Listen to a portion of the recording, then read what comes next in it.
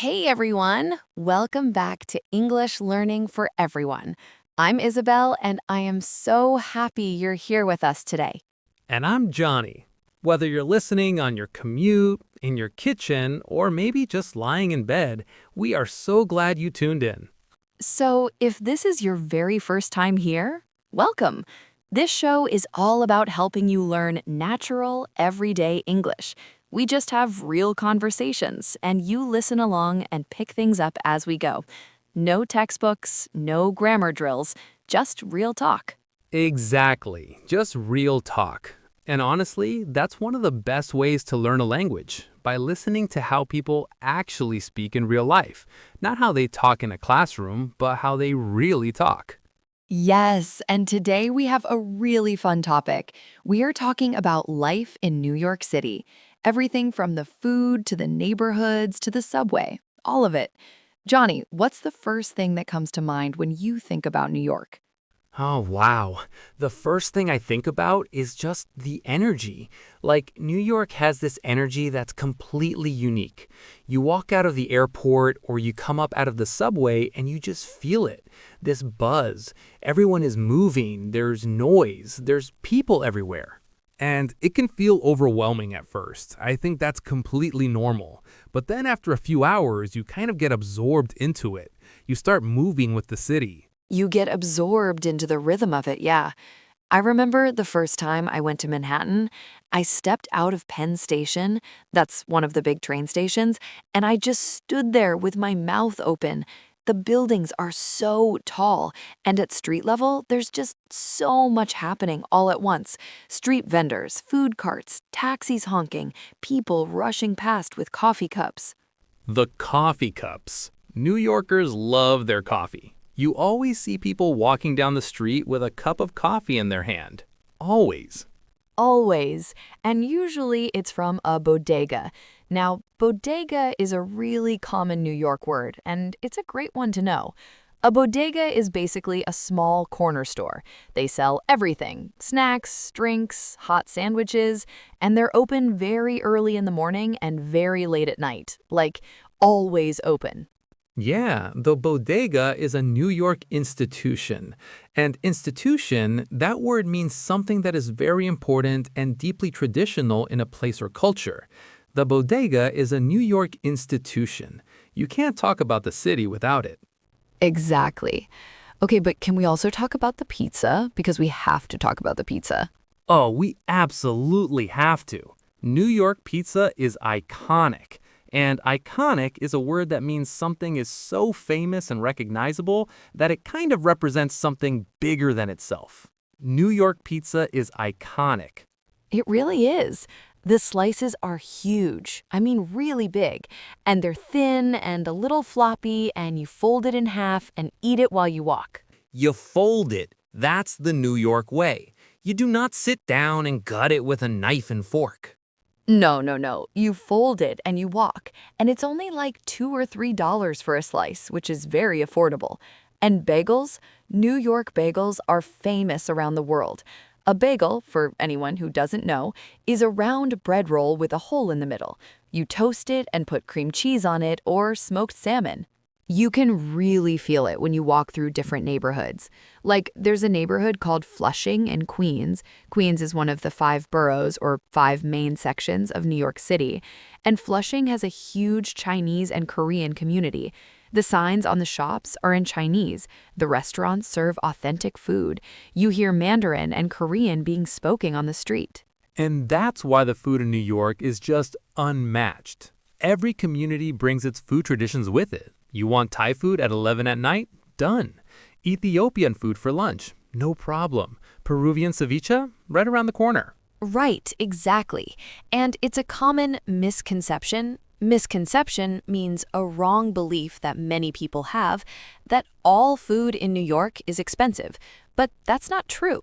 You can eat really well for very little money. The halal carts, for example. Oh, the halal carts. Yes.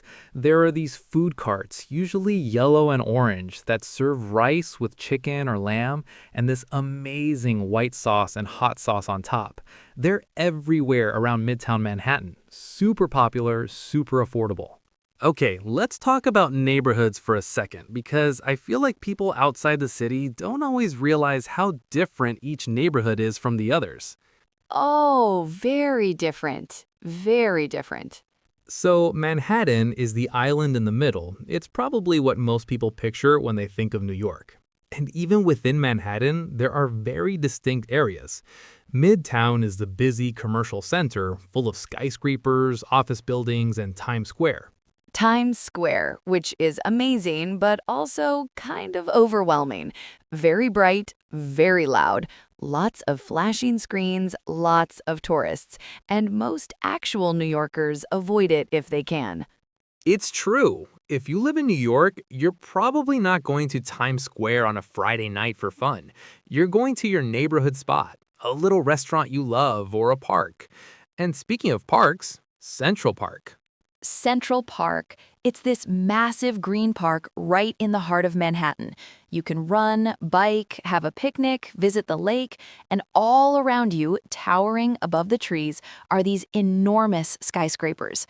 It's a stunning contrast. And contrast is a great word. It means two very different things existing side by side. Nature and the city. That contrast is very New York. And then there's Brooklyn, which has become really trendy and creative over the last 20 years or so. Lots of young people, cool coffee shops, art galleries, great music venues. Yeah, the vibe in Brooklyn is really different from Manhattan. And vibe is a casual word that means the general feeling or atmosphere of a place. Brooklyn has a more relaxed, artsy vibe. And from certain spots in Brooklyn, you get the most amazing views of the Manhattan skyline across the water. Gorgeous. Okay, we have to talk about getting around, the subway, because the New York City subway is an experience. Aha, an experience. That's one way to put it. So, the subway is the underground train system, and what makes it special is that it runs 24 hours a day, 7 days a week. That's actually quite rare. Most subway systems in the world shut down at night, but New York's keeps going. The city that never sleeps, the subway never sleeps either. But during rush hour is the time of day, usually morning and evening, when everyone is traveling to or from work at the same time. It gets extremely crowded, like you are very close to strangers. Very close. And in the summer, the platforms can be incredibly hot, like really, truly hot. It has its own unique aroma, let's say. Unique aroma, very diplomatic. But honestly, once you learn to navigate it, and navigate means to find your way around the place or system, it's incredibly efficient and cheap. It goes everywhere. And people on the subway are fascinating to watch. Everyone is doing their own thing, reading, listening to music, sleeping, eating, and nobody really talks to strangers. That's a very New York thing.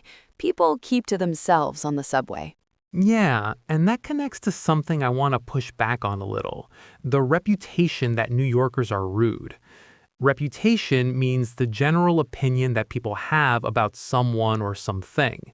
New Yorkers have a reputation for being unfriendly, but I actually disagree. Me too. I totally disagree with that. New Yorkers are busy and direct. They say what they mean, they don't waste time with small talk, but if you ask someone for directions or if you drop something on the street, most people will actually stop and help you. They're not rude, they're efficient. Efficient. Yes, that's the perfect word. There's a big difference between rude and efficient. And that brings up something I love, the pace of life in New York. Everything moves fast. There's actually an expression, a New York minute.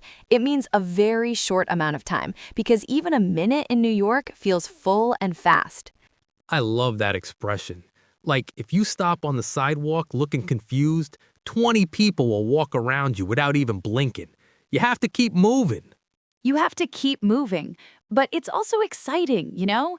There's always something happening. A show to see, a restaurant to try, a street festival, a free concert in the park.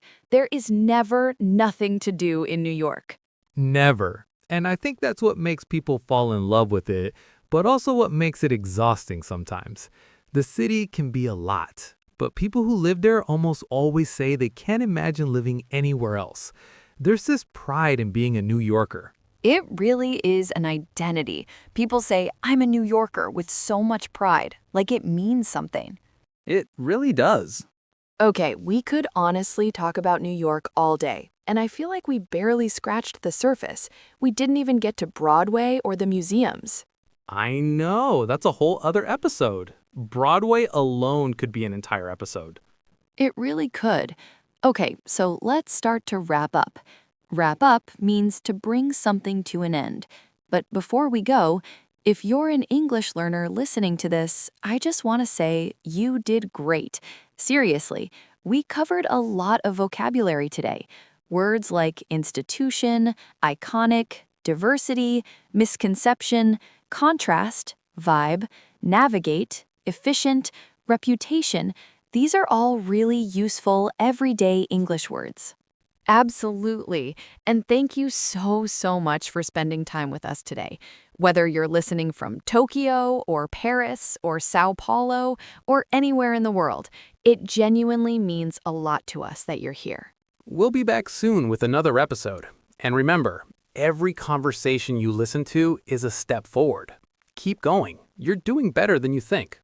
Take care, everyone. Bye. Bye!